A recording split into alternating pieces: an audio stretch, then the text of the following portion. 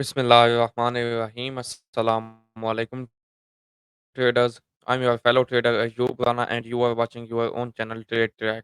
आज की वीडियो में हम gold, US oil, silver, Nasdaq and forex pairs को एनालाइज करेंगे फॉर 3 नवंबर फ्राइडे के लिए। फर्स्ट ऑफ ऑल कल की बात करें तो कल आपको गोल्ड में सेलिंग बताई गई, सिल्वर में सेलिंग बताई गई और दोनों में सेलिंग अच्छी रही। पाउंड यूएसडी यूएसडी डायरेक्शन में आपको लास्ट 2 वीक से बता रहा हूँ कि बुलिश है although I don't trade them in intraday. Intraday में आपको पता है कि चॉपी मूव्स हैं, कंसोलिडेशन है, करेंसी पेयर्स हैं, तो उनमें इंट्राडे में मज़ा नहीं आता। 50-60 पिप्स की कोई मूव आती है, तो वो इतनी जानदार मूव नहीं होती। गोल्ड में अच्छी मूव आ जाती है, इंट्राडे में आप कहें, ऑयल में अच्छी मूव आ जाती है, नैस्डैक में अच्छी मूव आ जाती है। अच्छा, नैस्डैक के हवाले से एक इम्पोर्टेंट चीज़ है जो कि हम चार्ट में डिस्कस करेंगे, थोड़ी वीडियो लंबी हो जाएगी, तो जो लोग नैस्डैक में ट्रेड करते हैं वो उसको देखेंगे, लंबी वीडियो को देखना ही पड़ेगा। फंडामेंटली अगर बात करें तो फंडामेंटली हमारे पास आज जो डेटा है, इम्पोर्टेंट डेटा है, एनएफपी का डेटा है, नॉन फार्म पेरोल का। नॉन फार्म पेरोल 5:30 पीएम पे यूएस का डेटा है। इसमें एवरेज अर्ली अर्निंग है। एवरेज अर्ली अर्निंग का मतलब है कि पर और कितना एम्प्लॉयर जो है एम्प्लॉयी को पे कर रहा है। अब इसके 2 इम्पैक्ट होते हैं। एक तो ये है कि एम्प्लॉयर जो पे कर रहा है, अगर वो ज़्यादा पे कर रहा है, इट्स मीन्स कि उसकी कॉस्ट बढ़ रही है। जितना वो पे कर रहा है एम्प्लॉयी को, वो कॉस्ट उसने प्रोडक्ट्स में एडजस्ट करनी है। जब वो ज़्यादा पे करता है, तो वो उसकी प्रोडक्ट की प्राइस बढ़ा देता है, जिससे क्या होता है, इन्फ्लेशन बढ़ती है। एट द एंड वो जो पे है एम्प्लॉयी एम्प्लॉयी की, वो प्रोडक्ट में ऐड होकर वो कंज़्यूमर को पे करनी पड़ती है, यानी कि प्राइसेज़ प्राइसेज़ बढ़ जाती हैं। प्राइसेज़ बढ़ती हैं तो इन्फ्लेशन बढ़ जाती है। एक तो इससे इन्फ्लेशन का इम्पैक्ट पड़ता है अगर एवरेज अर्ली अर्निंग इंक्रीज़ होती है। एंड सेकंडली क्या होता है कि जब एम्प्लॉयी के पास ज़्यादा पैसा आता है, ज़्यादा पे मिलती है, तो वो ज़्यादा खर्च करता है, वो भी खुशहाल होता है। दोनों चीज़ें जो हैं पॉज़िटिव इम्पैक्ट लाती हैं फॉर यूएसडी। अगर जो एवरेज अर्ली अर्निंग का डेटा प्रीवियस से ग्रेटर रहा है, it means it is positive for USD and negative for gold and vice versa. अगर प्रीवियस से कम आ रहा है तो नेगेटिव फॉर यूएसडी है। बट एक्सपेक्टेड ये है कि वो ग्रेटर देन प्रीवियस डेटा आएगा तो पॉजिटिव फॉर यूएसडी ही होगा, एक्सपेक्टेड यही है। And after that non farm employment change है। ये फार्मिंग इंडस्ट्री को छोड़कर बाकी तमाम इंडस्ट्रीज़ में एम्प्लॉयमेंट चेंज कितनी हुई है लास्ट मंथ में, ये प्रीवियस मंथ का डेटा होता है। तो जितनी एम्प्लॉयमेंट बढ़ती है किसी इकोनॉमी में, यानी कि जितने लोग एम्प्लॉयड होते हैं, उनको जॉब्स मिलती हैं, तो that's positive for the economy of the country. जितने लोग एम्प्लॉयड होंगे, जितने लोगों को रोज़गार मिलेगा, तो ये चीज़ पॉजिटिव फॉर द इकोनॉमी है। क्योंकि लोग खुशहाल होते हैं, रोज़गार मिलता है, इकोनॉमिक एक्टिविटी बढ़ती है। इस तरह से अगर ये डेटा प्रीवियस से ग्रेटर आता है, दैट मीन्स कि ये पॉजिटिव फॉर यूएसडी होगा। बट अभी तक एक्सपेक्टेड यही है कि ये डेटा प्रीवियस से लोअर आ सकता है, क्योंकि प्रीवियसली जो है 3 के आस ऑलमोस्ट 300 के आस-पास डेटा आए थे, यानी कि 3 लाख से ऊपर डेटा आया था। तो बहुत ज़्यादा जॉब्स क्रिएशन थी। अभी जो एक्सपेक्टेड है वो ये है कि अभी जॉब्स जो है कम लास्ट मंथ में क्रिएट हुई होंगी, तो 300 के से कम डेटा आ सकता है। अगर 3 लाख से कम डेटा आता है, ये प्रीवियस से कम आता है, तो दैट्स मीन के ये नेगेटिव चीज़ है फॉर यूएसए। उसके बाद तीसरा जो इसमें डेटा होता है, वो होता है unemployment claim let me check it's unemployment. जो लोग बेरोज़गार हैं, उनका रेट क्या है? कम हो रहा है ज़्यादा? इनके बेरोज़गारी कम हो रही है ज़्यादा? जितनी बेरोज़गारी कम होगी it's means that is positive for US, क्योंकि किसी भी कंट्री में अगर अनएम्प्लॉयमेंट यानी कि बेरोज़गारी कम हो रही है, तो इसका मतलब है कि लोग खुशहाल हैं, वहाँ पे रोज़गार बढ़ रहा है। अगर तो बेरोज़गारी ज़्यादा हो रही है, तो इसका मतलब ये है कि वहाँ के लोग खुशहाल नहीं हैं, लोगों का रोज़गार खत्म हो रहा है, यानी कि लोगों की एम्प्लॉयमेंट खत्म हो रही है। इसका मतलब क्या होगा कि ये एक लोग जो अनएम्प्लॉयड पीपल हैं, इकोनॉमी पे बोझ होते हैं, तो ये नेगेटिव इकोनॉमी होता है।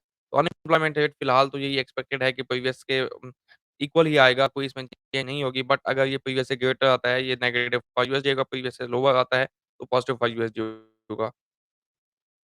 वीकेंड है, काफ़ी इम्पोर्टेंट डेटा है एनएफपी का, तो मार्केट में एहतियात से ट्रेड कीजिएगा। चलते हैं जी चार्ट्स की तरफ। चार्ट्स में फर्स्ट ऑफ ऑल हम 10 ईयर यील्ड्स को देखेंगे। 10 ईयर यील्ड्स में अगर देखें तो स्ट्रक्चर शिफ्ट हो चुका है। स्ट्रक्चर शिफ्ट का मतलब होता है जस्ट एक स्विंग पॉइंट का ब्रेक होना। यहाँ पे आप देखें तो ये स्ट्रक्चर शिफ्ट कर चुका है। 10 ईयर यील्ड्स यहाँ पे स्ट्रक्चर शिफ्ट हुआ है। अब स्ट्रक्चर शिफ्ट के बाद हमें थोड़ी बहुत वीकनेस मार्केट में दिखाई दे सकती है, बट 4.532 स्ट्रक्चर लो है इसका डेली के चार्ट में, 4 घंटे के चार्ट में। जब तक ये इस लो से ऊपर है तो हम इसको यहाँ कहीं से पुश लेता हुआ देख सकते हैं। और इसकी इम्पोर्टेंट चीज़ 4 घंटे के चार्ट में मैं आपको दिखाता हूँ, वो क्या है जी। 4 घंटे के चार्ट में अगर आप देखें तो जहाँ पे ये ठहरा हुआ है, यहाँ पे इसके एक वॉल्यूम इम्बैलेंस है, यानी कि एक जहाँ पे ओपनिंग गैप है। तो ये गैप अभी तक फ़िल नहीं हुआ था, अब इसने फ़िल किया और यहाँ से एक अच्छी कैंडल बना चुका है और यहाँ से अगर ये पुश लेता है तो ये वापस जा सकता है टुवर्ड 4.85, 4.9 क्योंकि यहाँ पे इसने ये जो स्ट्रक्चर शिफ्ट किया है तो 4.85 या 4.9 की वजह से अगेन इसमें एक डाउन मूवमेंट देखने को मिल सकती है। बट ओवरऑल अभी इसमें हमारा सेंटीमेंट यानी कि बायस बुलिश ही है। डॉलर इंडेक्स को देखते हैं तो डॉलर इंडेक्स ने 106.89 को अच्छी रेजिस्टेंस बनाया हुआ है, रेंज में है मार्केट अ, डेटा पे डिपेंडेंट होगा आज वैसे लेकिन बट आई थिंक कि डॉलर इंडेक्स इन एरिया से वापस मूव कर सकता है। कल भी मैंने आपको ये बताया था कि यहाँ से 107, 107.5 की तरफ जा सकता है। ये जो डाउन मूवमेंट डॉलर इंडेक्स में देखी गई, बस ये एक सेंटीमेंट बिल्ड हुआ कि जो फेडरल रिज़र्व है वो रेट हाइक नहीं करने जा रहा। इसकी वजह से ही हमें इसमें डाउन मूवमेंट देखने को मिली है यूएस के बॉन्ड यील्ड और 10 ईयर यील्ड में 10 ईयर यील्ड्स और डॉलर इंडेक्स में। अभी आज का डेटा डिसाइड करेगा कि नेक्स्ट डायरेक्शन क्या है। गोल्ड की बात करें तो गोल्ड में देखें तो डेली के चार्ट में कुछ खास नहीं है, कंसोलिडेशन है। लेकिन ये जो कल भी मैंने एक चीज़ आपको की थी कही कही थी कि जो इसमें सेलिंग आ रही है, आई डाउट इट कि ये सेलिंग प्रॉपर सेलिंग है कि नहीं। इसलिए मैं आपको कुछ लेवल्स बताऊँगा, वहाँ से आपकी सेफ ट्रेड बन सकती है, अदरवाइज़ नहीं।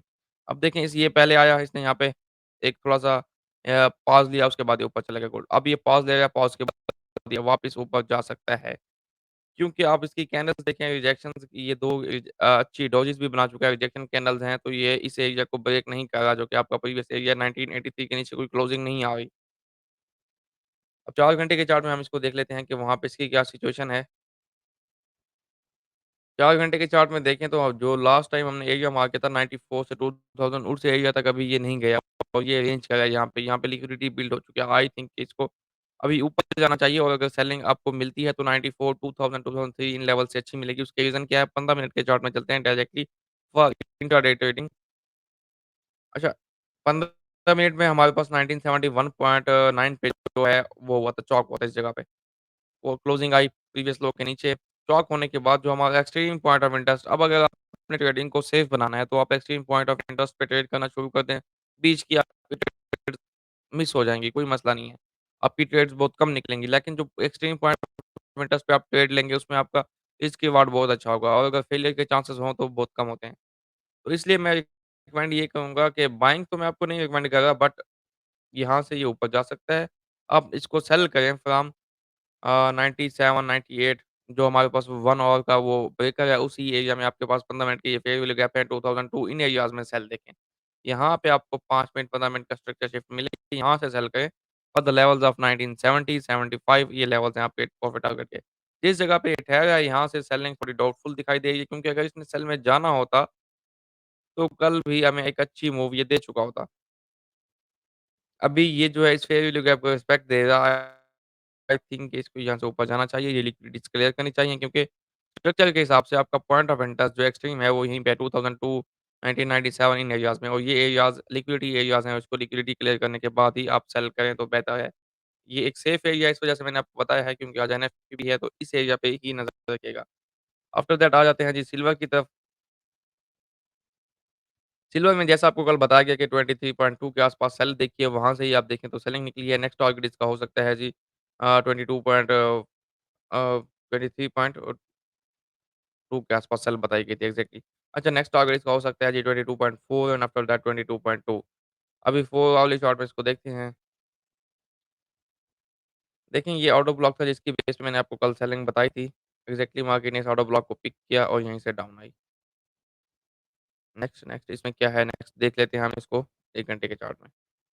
अच्छा जी, अगर ये अभी ऊपर जाता है तो आपको इसमें सेल मिल सकती है फ्रॉम 22.9 7 यानी कि 23 के आस-पास से आपको इसमें सेलिंग मिल सकती है। क्रूड ऑयल में आ जाएँ, क्रूड ऑयल में कुछ डेवलपमेंट्स हैं, उसको डिस्कस कर लेते हैं। क्रूड ऑयल जो है अब देखें सेल तो मैं आपको बताता आ रहा था, ऑल्दो कि मेरे लेवल से सेल नहीं निकली, सेल इसमें आई है। डायरेक्शन मेरी से फ़ायदा क्या होता है कि डायरेक्शन सही होने का कि आपको लॉस से बचाया जाता है। आपको गलत ट्रेड नहीं दिलवाई जाती। अब ये डेली का पॉइंट ऑफ इंटरेस्ट है जहाँ पे ठहरा है और यहाँ पे देखें तो स्ट्रक्चर लो है जब तक अब 77.4 का स्ट्रक्चर लो है। इस एरिया से ऊपर-ऊपर ये बुलिश है डेली के चार्ट के मुताबिक। तो अभी यहाँ पे देखें तो इसने अच्छी एक बुलिश कैंडल क्लोज़ किया और डेली के ऑर्डर ब्लॉक को इसने रिस्पेक्ट दिया। अब 15 मिनट के चार्ट में आप इसको गौर से समझिएगा। 15 मिनट के चार्ट में जो स्ट्रक्चरल हाई है वो आपका 83.07 यानी कि 83.1 के ऊपर 15 मिनट की कोई क्लोजिंग आती है तो आप इसको कहेंगे कि 15 मिनट का चौक हो गया, 83.1 के ऊपर 15 मिनट की क्लोजिंग आती है, तो फिर आप इसको नीचे से बाइंग में देखेंगे फ्रॉम 81 पॉइंट 180 1.2 के एरिया से यहाँ से आप इसको बाय में देखें for the level of 84 yes 84 तक ये जा सकता है। फिर वहाँ से आपको सेलिंग निकलेगी और फिर जो नेक्स्ट लेवल होंगे वो हम इसको लाइव स्ट्रीम में डिस्कस करेंगे। आज के दिन आप मुझे लाइव में जॉइन कर सकते हैं from 5 to 8 PM according to Pakistan standard time. ठीक है जी, 15 मिनट में चौक देता है तो इस एरिया से हम बाय देखेंगे। रीज़न बीइंग कि डेली के पॉइंट ऑफ इंटरेस्ट में है तो यहाँ से अब एक रिट्रेसमेंट भी एक्सपेक्टेड है। तो वो रिट्रेसमेंट आप इसको 84-85 के एरिया तक देख सकते हैं। तो उसका यही है कि अगर 15 मिनट में चौक मिलता है तो रिटेस्ट पे आप बाय करेंगे। अब आ जाएँगे नैस्डैक की तरफ बहुत अच्छा मूव दे चुका है नैस्डैक बुलिश डेली का स्ट्रक्चर शिफ्ट दे चुका है। अब आपको इसमें बाइंग मिलती है तो 14,500 14,400 के आस-पास से बाइंग करनी है but we are buying to sell from the top. अभी भी मैं इसमें सेलर हूँ। रीज़न क्या है मैं आपको बताऊँगा इसमें 4 घंटे के चार्ट में चल के। देखिए मार्केट में आपको हर एक चीज़ को नज़र रखनी पड़ती है, हर चीज़ को देखना पड़ता है, किसी भी चीज़ को नज़रअंदाज़ नहीं करना पड़ता। लास्ट टाइम जो मैं आपको सेल रिकमेंड कर रहा था 650 से 750 के आस-पास, देखिए वहाँ पे कन्फर्मेशन नहीं हुई। देखिए मैं यही चीज़ आपको बताता हूँ कि लेवल्स पे जाके जुआ नहीं लगाना, लेवल्स पे जाके कन्फर्मेशंस देखनी है फिर सेल या बाय करना है। तो मेरे मेथड के हिसाब से तो 5 मिनट के चार्ट में भी यहाँ पे कोई कन्फर्मेशन नहीं है देखें, कोई कन्फर्मेशन नहीं है 5 मिनट के चार्ट में भी। ये देखें, यहाँ से आप देखें 700 यहाँ से देखें 695 कोई चौक नहीं है 5 मिनट का, कोई चौक नहीं है, कोई चौक नहीं है, कोई चौक नहीं है, कोई चौक नहीं है। तो 5 मिनट के चार्ट में भी जब मुझे कन्फर्मेशन नहीं होगी तो मेरे मेथड के हिसाब से इसमें कोई सेल नहीं बनी। अब करना क्या है, अब ये है कि इंटरनल स्ट्रक्चर का चॉक हुआ है, इंटरनल स्ट्रक्चर बुलिश है। अभी ये अगर नीचे आता है तो we will be buying it from 14,380 14,485 यहाँ से बाय करेंगे टुवर्ड 15,250 15,250 से 15,350 का एरिया सेलिंग एरिया यहाँ से आपकी बहुत अच्छी सेलिंग निकल सकती है। अब ये आपको समझाना पड़ेगा स्ट्रक्चर मुझे कि क्यों मैं कह रहा हूँ यहाँ से सेलिंग ये 4 घंटे का चार्ट है जी, यहाँ पे अगर आप इसके स्ट्रक्चर को देखते हैं तो आपका जी चौक हुआ था यहाँ पे।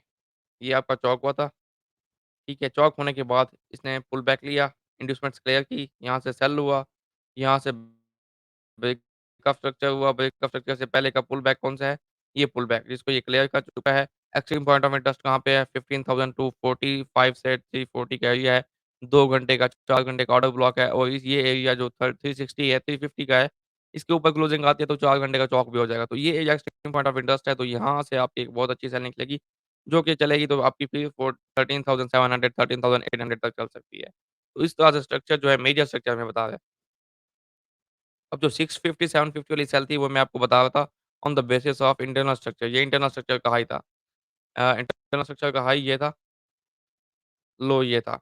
इंटरनल स्ट्रक्चर का हाई ब्रेक हुआ है, इंटरनल स्ट्रक्चर का चौक हुआ है, यहाँ से डाउन आता है तो इसको यहाँ से बाय करेंगे फॉर हियर एंड यहाँ से हम फिर इसको सेल करेंगे। ठीक है जी, आपको उम्मीद है स्ट्रक्चर इसका समझ आया। नेक्स्ट हमारे पास हैं जी पेयर्स कौन से पाउंड यूएसडी और यूरो यूएसडी में मैंने आपको बताया कि अभी तक मैं बुलिश हूँ, स्ट्रक्चर अभी तक बुलिश है, जब तक 1.2037 के ऊपर-ऊपर है, पाउंड बुलिश है, आप इसको जब तक नीचे आता है बाय देखिएगा।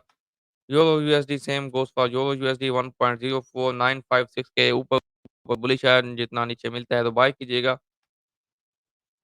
जेपीवाई में क्या है कि अभी 15 मिनट का स्टॉक नहीं हुआ, ये जो अपने पॉइंट ऑफ इंटरेस्ट में आया हुआ है 15 मिनट की क्लोजिंग आपको देता है अबव 15 मिनट की कोई क्लोजिंग आपको 150.58 के ऊपर मिलती है और फिर आपको नीचे यानी कि यहाँ पे 15 मिनट का चॉक करने के बाद ये आपको रीटेस्ट देता है। चॉक करने के बाद ये रीटेस्ट देता है आपको एट द लेवल ऑफ 150 यहाँ से बाय करें फॉर द 151, 152 के लेवल्स के लिए बाय करें, एसएल इस लो के नीचे रहेगा, ठीक है जी। उम्मीद है आपको एनालिसिस समझ आया होगा और आपको वीडियो अच्छी लगी होगी। अगर आपको वीडियो अच्छी लगी है, एनालिसिस समझ आया तो इस वीडियो को लाइक और कमेंट लाज़मी कीजिएगा। After all thank you for watching and good luck for your trading. अल्लाह हाफ़िज़।